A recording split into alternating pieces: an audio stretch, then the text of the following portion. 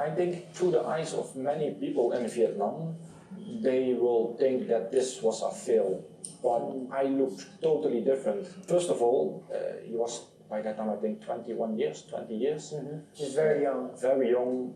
He didn't also speak English in the beginning phase, so in the beginning was not easy for him. But he was making very fast, he was making steps. And I think 2 months when he was already in Holland, and he came back to Vietnam, I think that was the first time I saw him, because he played games for the national team. And you saw his body was already growing.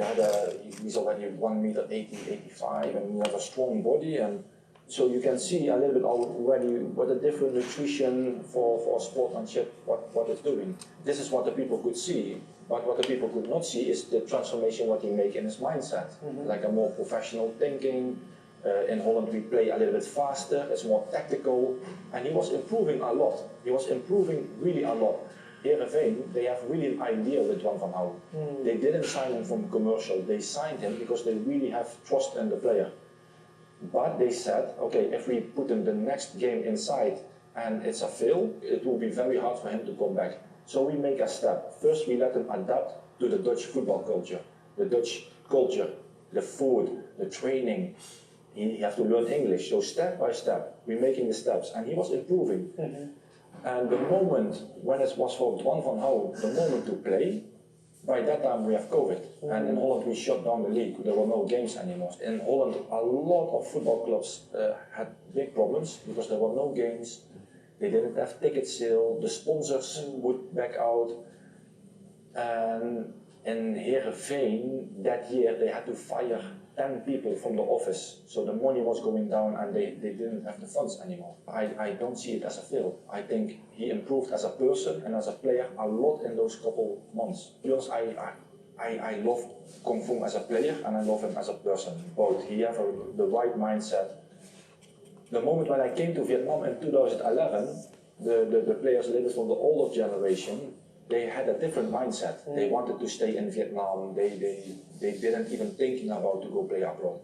The generation from Công Phượng, they have a different mindset. They want to do something different. They want to make a step to play abroad. They even players like Công Phượng, they earn much more money in Vietnam than outside, but they don't care about the money. They want to do something else, what nobody is doing. They want to be the first Vietnamese player who's successful outside.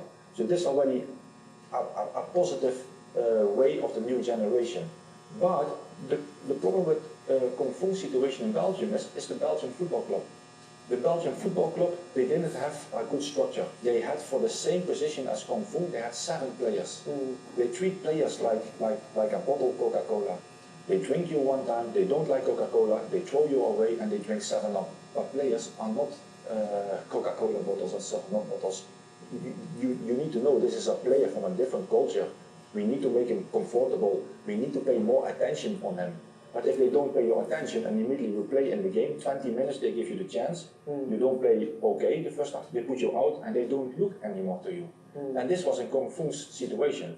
I think if Công Phượng went to another club in a different country, it could be a success story. I think the most of the talents in Vietnam, after 2-3 years, you cannot learn anymore in the V-League. 2-3 years, play in the V-League, then you have around 60 games, and then you cannot learn anymore here. You need to make a step abroad. Of mistakes, what's going through, also in Quang Hải, that he chose for the wrong club, wrong league. I think in these kind of things I can support. And this is very important, because when you go to a new club, and you see it in Công Phượng or Quang Hải place, I think it was the wrong. It was not about the player, it was about the wrong club, wrong league. I think the 2nd division in France is the most physical league in the world. It's a very hard league, and then also if you play there for a team who's fighting against relegation, every game is a fight, is a war, is a battle, and Quang Hải is a player, when he gets the ball, very technical, he can give the balls, passing, moving, then he's in his best. But if you need to run behind an African player from 2 meters and tackle and duel with him, this is not his gameplay. A move to Holland was much more better for Quang Hải, I guess. The attacking play style, also many times man-to-man, more fast, more play football, more technically, and it's not really physical.